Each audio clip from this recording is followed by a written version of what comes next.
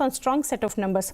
Market के reaction को अगर एक साइड पर हम रखें तो ओवरऑल क्वार्टर के लिए सर क्या सपोर्टिव फैक्टर्स रहे, क्योंकि सभी फ्रंट पर आप देखें कैश जनरेशन भी कंपनी का अच्छा है, प्रॉफिट के फ्रंट पर देखिए फिर मार्जिन्स में एक शार्प इंप्रूवमेंट हम देख रहे हैं, रेवेन्यू, एबिटा सभी नंबर्स ऑन वाई बेसिस काफ़ी स्ट्रांग है। ओवरऑल से क्या कमेंट्स रहेंगे आपके?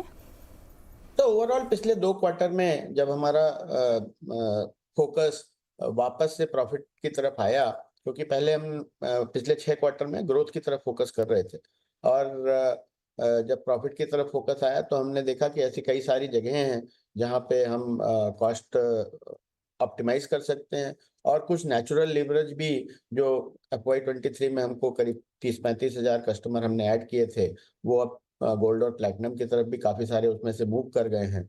तो उसकी वजह से भी रेवेन्यू हमारा अच्छा है। पिछले साल में हमारा डिफर्ड रेवेन्यू काफ़ी अच्छा था, जिसकी वजह से रेवेन्यू फ्रॉम ऑपरेशन करीब 17% से बढ़ा है। कलेक्शन अभी भी 14-15% से बढ़ रहा है और ये पूरा का पूरा हिस्सा पिछले 2 क्वार्टर में अच्छे से मार्जिन में एक्सपैंड होता हुआ दिखाई दिया है। 28 से 1% जो मार्जिन हमारा हुआ करता था पिछले साल 2023 में, वो मार्जिन अब करीब 33-34% के बीच में आने की उम्मीद है। हालाँकि ये पर्टिकुलर क्वार्टर, क्योंकि बहुत सारी हायरिंग जो होती है वो जून एंड और जुलाई बिगिनिंग में होती है, कॉलेजों के एग्ज़ाम्स होते हैं अप्रैल और मई में, तो वो अभी 36-37% दिख रहा है, जो कि 2-3% कम होकर के 33-34% दिखने की उम्मीद है।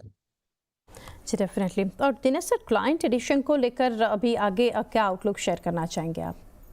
क्लाइंट एडिशन हम पूरी कोशिश कर रहे हैं। हमने जैसे कि बताया कि प्रॉफिटेबल ग्रोथ को ध्यान में रखते हुए हमने काफ़ी जगहों से जो अनप्रॉफिटेबल एरियाज थे जहाँ पे क्लाइंट हम एक्वायर कर रहे थे, चाहे वो कोई सिटी हो, चाहे वो कोई इंडस्ट्री हो, उनको आइडेंटिफाई करके वहाँ से क्लाइंट एडिशन कम करने की कोशिश की है, जिसका कि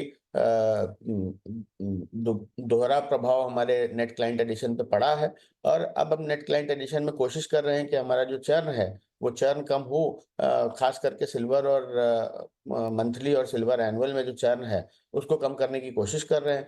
तो जैसे-जैसे वो कम होता जाएगा, वैसे-वैसे क्लाइंट एडिशन में बढ़त आएगी। लेकिन अभी कुछ भी कह पाना मुश्किल है। जी डेफिनेटली। और सर टियर 2 सिटीज़ में हम देख रहे हैं कि काफ़ी स्ट्रॉन्ग परफॉर्मेंस जो हमने देखे हैं, और आगे टियर 1 से डाइवर्सिफिकेशन टू टियर 2 आप देख रहे हैं, और आगे आपका फोकस, कंपनी का पर्टिकुलरली फोकस कैसे रहेगा? आप कैसे डिस्ट्रीब्यूट और डिवाइड कर रहे हैं सिटीज़ को लेकर? नहीं, कंपनी का फोकस ज़्यादातर मेट्रो सिटीज़ पे ही रहता है। अगर आप देखें तो हमारे 54-55% सप्लायर्स मेट्रो सिटी से आते हैं, जो कि ट्रेडिशनली 57-58% होते थे प्री प्री कोविड। तो उसमें कोई बहुत ज़्यादा चेंज नहीं है और 25-27% जो सप्लायर हमारे टियर 2 से होते हैं।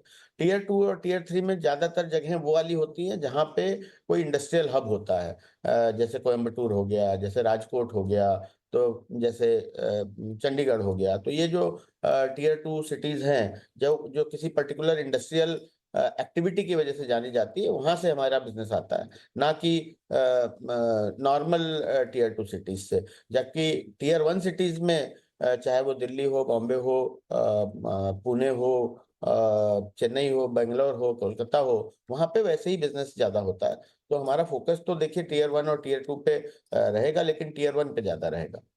टियर 1 पे यहाँ से ज़्यादा एक फोकस। और सर रियलाइजेशन के फ्रंट पर यहाँ पर भी हम काफ़ी अच्छा एक परफॉर्मेंस देख रहे हैं रियलाइजेशन का, तो इसके पीछे क्या कुछ हाइक किया है आपने? क्या रीज़न है इसके पीछे? नहीं, इसके पीछे आप देखें कि जो मिक्स है हमारा, जो जब हमने FY23 में बहुत सारे कस्टमर सिल्वर मंथली और सिल्वर एनुअल में एक्वायर किए थे, तो उनमें से काफ़ी सारे कस्टमर अब गोल्ड और प्लैटिनम की तरफ मूव किए हैं।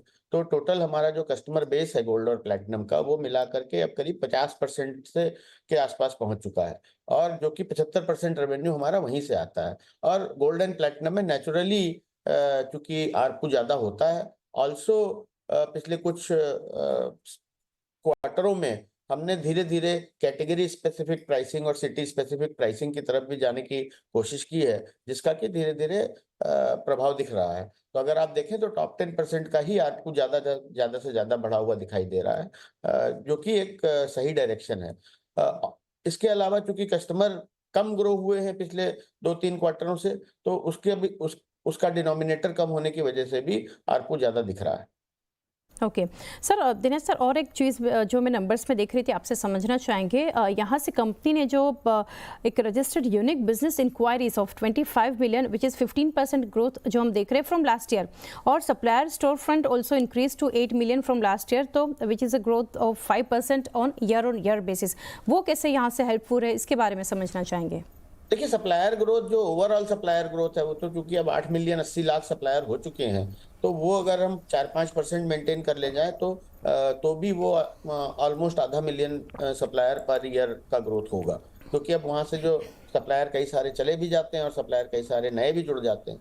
लेकिन अगर आप यूनिक बिजनेस इंक्वायरीज में देखें तो कोविड के समय में अचानक से ये यूनिक बिजनेस इंक्वायरीज का नंबर बहुत बढ़ गया था, कोविड वेव 1 में और वेव 2 में, और उसके बाद जब मार्केट्स खुले तो ये एक बार काफी नीचे आ गया था, और अब आप देखें तो वहां से ये 22 मिलियन की नेचुरल नंबर से अब ये 23, 24 और 25 मिलियन पिछले 3-4 क्वार्टर से दिख रहा है। तो अब ये 15% के आसपास ग्रोथ है। हमें उम्मीद है कि ये इसी तरह से धीरे धीरे बढ़ता रहेगा।